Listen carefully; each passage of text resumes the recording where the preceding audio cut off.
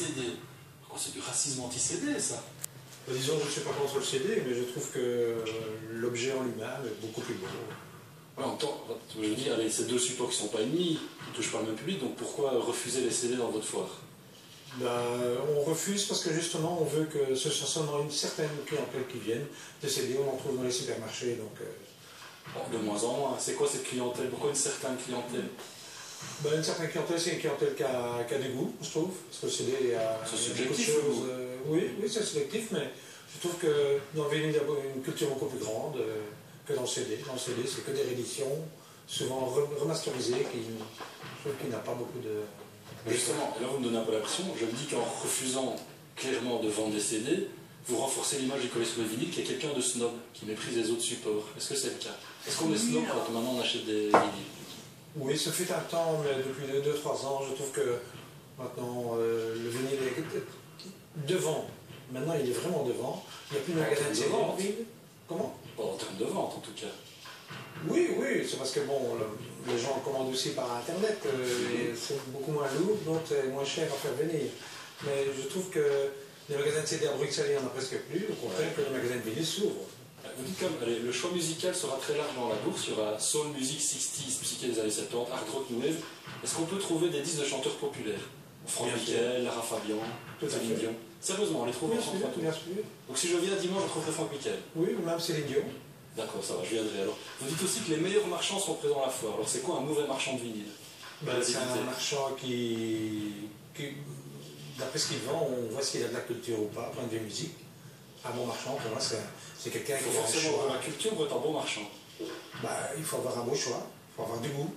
Ok, bon, le goût c'est subjectif, on est d'accord. Franchement, si le vinyle est historique, moi je le dis, il y a des bonnes raisons. Si c'était si formidable que ça, tout le monde continuerait d'en acheter, non? Oui, mais comme vous savez, il y a des gens, ils ne savent même pas c'est quoi une platine. Ouais. Quand vous voyez des jeunes de 25 ans, une platine, quand ils regardent ça, ils se disent c'est de quelle année? Parce qu'ils ne s'imaginent pas. Parce qu'il y a beaucoup de gens qui n'ont jamais eu non plus de platine.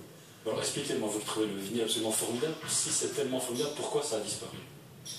C'est les firmes de disques, je trouve que c'est les firmes de disques qui ont voulu imposer quelque chose et pour gagner de l'argent 2 fois ou 3 fois. Mais le consommateur se serait battu pour que ça continue, alors si c'est si formidable que ça, non? Ouais. Est-ce que le problème du vinyle, c'est pas son usure? Parce que bon, je parle bien que son soin meilleur, mais quand même ça s'use plus vite, ça serait, si on met au soleil, ça se gondole. Ça a quand même une durée limitée, vous êtes d'accord? Enfin, moi je suppose qu'un vinyle, on ne le met pas au soleil.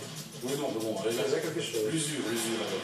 Oh non, moi j'ai des milliers de disques, il n'y en a aucun qui est usé. Quand on en a beaucoup, on a de quoi écouter, donc on n'écoute pas toujours le même disque. Top, un peu chrono. Alors monsieur a dit des CD, on en trouve dans les magasins, mais on en trouve dans les cimetières aussi. C'est peut-être, mais c'est à votre niveau. Allez potasser ça pendant ce week-end. Merci Christophe. On va débriefer en plateau. Anne-Laure, peut-être? Oui, c'est vrai que c'est un effet de mode, le vinyle, mais on est de plus en plus nostalgique par rapport à cette époque-là.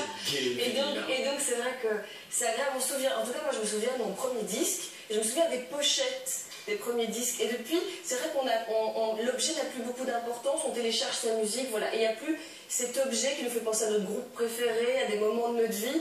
Et voilà, c'est un côté sentimental que moi j'aime bien. Et puis on a fait de la radio avec des vinyles. C'est tactile le vinyle.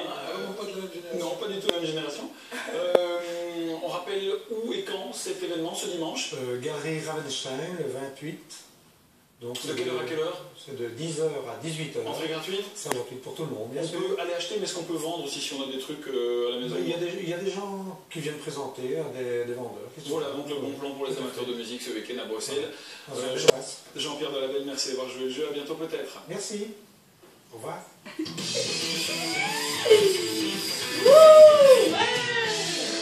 on va terminer cette émission avec le casse-tête de chaque repas. Comment faire pour que l'assiette reste bien